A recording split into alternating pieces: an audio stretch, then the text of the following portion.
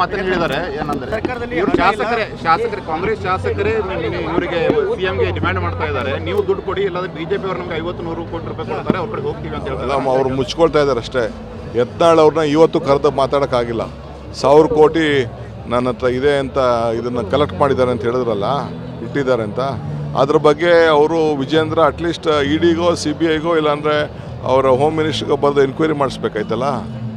ಇಲ್ಲಾಂದರೆ ಯಾರು ಕೊಟ್ಟರು ಏನು ಕೊಟ್ಟರು ಅಂತ ಕಲೆಕ್ಷನ್ ಎಲ್ಲ ಮಾಡಿದ್ದಾರೆ ಅಂತ ಹೇಳಿದಾರಲ್ಲ, ಅದು ಯಾರಿಗೋಸ್ಕರ ಹೇಳಿದ್ದು? ಅದನ್ನು ಮುಚ್ಕೊಳ್ಳಿಕ್ಕೆ ಸುಮ್ಮನೆ ನಮ್ಮವ್ರ ಮೇಲೆ ತಿರುಗಿಸ್ತಾರೆ.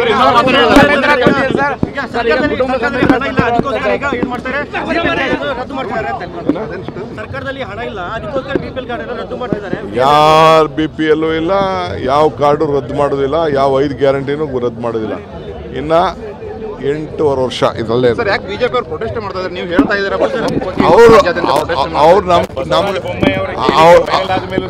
ಅವರು ನಮಗೆ ಪ್ರಚಾರ ಕೊಡ್ತಾ ಇದ್ದಾರೆ ಅಷ್ಟೇ. ನಾವು ಬಡವರಿಗೆ ಸಹಾಯ ಮಾಡ್ತಾ ಇದೀವಿ ಅಂತ ನಮ್ಮ ಬಗ್ಗೆ ಪ್ರಚಾರ ಕೊಡ್ತಾ ಇದ್ದಾರೆ, ಕೊಡ್ಲಿ ಬಿಡಿ.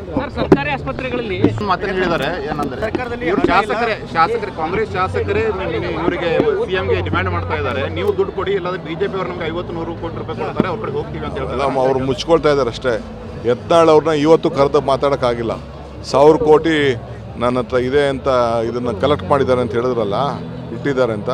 ಅದ್ರ ಬಗ್ಗೆ ಅವರು ವಿಜೇಂದ್ರ ಅಟ್ಲೀಸ್ಟ್ ಇಡಿಗೋ CBIಗೋ ಇಲ್ಲಾಂದರೆ ಅವರ ಹೋಮ್ ಮಿನಿಸ್ಟ್ರಿಗೋ ಬರೆದು ಎನ್ಕ್ವೈರಿ ಮಾಡಿಸ್ಬೇಕಾಯ್ತಲ್ಲ. ಇಲ್ಲಾಂದರೆ ಯಾರು ಕೊಟ್ಟರು ಏನು ಕೊಟ್ಟರು ಅಂತ ಕಲೆಕ್ಷನ್ ಎಲ್ಲ ಮಾಡಿದ್ದಾರೆ ಅಂತ ಹೇಳಿದಾರಲ್ಲ, ಅದು ಯಾರಿಗೋಸ್ಕರ ಹೇಳಿದ್ದು? ಅದನ್ನು ಮುಚ್ಕೊಳ್ಳಿಕ್ಕೆ ಸುಮ್ಮನೆ ನಮ್ಮವ್ರ ಮೇಲೆ ತಿರುಗಿಸ್ತಾರೆ.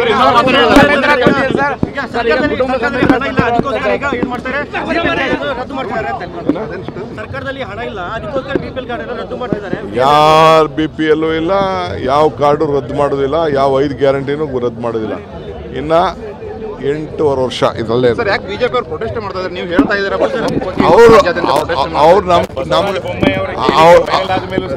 ಅವರು ನಮಗೆ ಪ್ರಚಾರ ಕೊಡ್ತಾ ಇದ್ದಾರೆ ಅಷ್ಟೇ. ನಾವು ಬಡವರಿಗೆ ಸಹಾಯ ಮಾಡ್ತಾ ಇದೀವಿ ಅಂತ ನಮ್ಮ ಬಗ್ಗೆ ಪ್ರಚಾರ ಕೊಡ್ತಾ ಇದ್ದಾರೆ, ಕೊಡ್ಲಿ ಬಿಡಿ. ಸರ್ಕಾರಿ ಆಸ್ಪತ್ರೆಗಳಲ್ಲಿ